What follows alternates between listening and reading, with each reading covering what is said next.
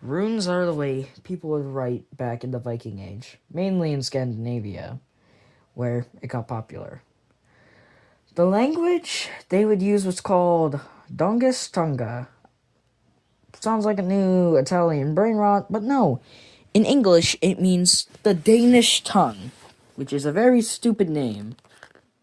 But, hey, you guys do whatever you want. I don't care. But they would like to change up the language from country to country, area to area. And sometimes you would have one letter in one language, and that same letter from this language, a little bit over to the right, yeah, that just doesn't exist. People will look at you weird. But, well, when you picture a rune, what do you see? Do you see, like, a cool-looking stone with like, a dragon in the middle, and an attempt at writing on the side of it, but it failed miserably, so you had to go ahead and make a video?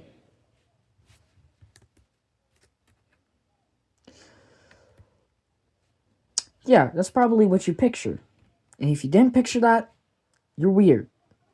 But if you pictured that, you might be surprised to know that you don't necessarily have to always do it on spikes or rocks. People would write on bones and wood.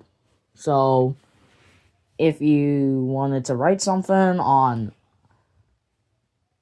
like, if you want to write about your land and how you own it, you could just chop down a tree or kill an animal, and then just use the wood from the tree or the bone from the animal. And yeah, you would write, I own this land, and then put your name. And then bam. That's basically how people confirmed you own this land. They would just put it on a rune. But people wouldn't just use writing on runes. They would also go ahead and put it on their swords and spears. So they would maybe carve out their name, maybe a message like the Death Squad, and then that would be on their swords and spears. Heck, they probably even put them on their shields, but I don't know. And the reason they're able to do this is because, unlike our own language, the Vikings made it simple to write. No commas, no periods, no anything to goof up, or nothing to grammatically be incorrect. They would just make their language, or no, they would make their writing just straight lines. Majority of it just straight lines, maybe tilted a little.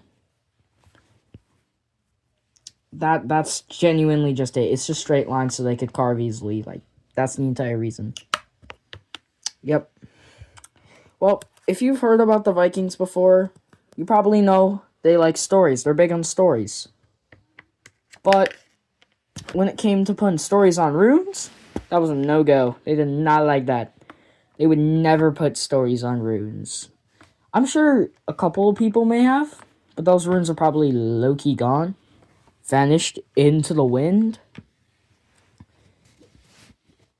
Yeah, so they didn't put stories on runes. I personally do not know why. I guess they just didn't want to. They just wanted to do it more from mouth to mouth, generation to generation. Hold up. What kind of... Okay, I'm never saying that again. If you catch me saying that again, please don't. Yeah, but they didn't wanna. No stories. No stories on runes. Nuh-uh. The only thing they would use runes for was to show ownership of land or homes. They would also use it on gravestones. Like, if a very rich guy died, they would go ahead and decide it was a good idea to go ahead and build a gravestone with maybe like a cool dragon, saying, "Here lies Cathedra the Third, dead on the ground." I mean, in the ground. But they people would also use it to mark their goods, meaning, oh my gosh, they would use it to mark their goods. An example of this could be that I made a fresh batch of bread, and I went in my bakery and I sold it. And then people wondered when they were walking in, did I actually make this bread? A lot of them probably didn't even ask, because we all know people, they don't like to ask. But they ask, some people ask. I would go ahead and I go ahead and chop out a piece of wood, grab a cool looking stone, or kill an animal and take its bone. I would write, "This bread was made by me," and I would put it on in my market or wherever. And then people would come in, they would look at it. They would probably not notice it because I wouldn't have put colors on it. Did you know they put colors on there to make them pop out more? Yeah, it's just like that one project your teacher probably asked you to do. Yeah, so I would do that. And then people would see the bright color. They would look over. They would say, oh, yeah, wait. This guy made the bread all by himself. It's freshly made. And then, yeah, boom, immediately 50 sales the second I put that up. Also, you know how when you're in your neighborhood, if you pay attention, you'll see some street signs. They would do these with runes. They would basically put travel information on them, like maybe the name of a city on a rune. And again, they would add color to it to make it pop out so people would actually read it, know where they are. The whole gist. But yeah, they would put runes up, which were basically those little signs with the street names of the Viking Age.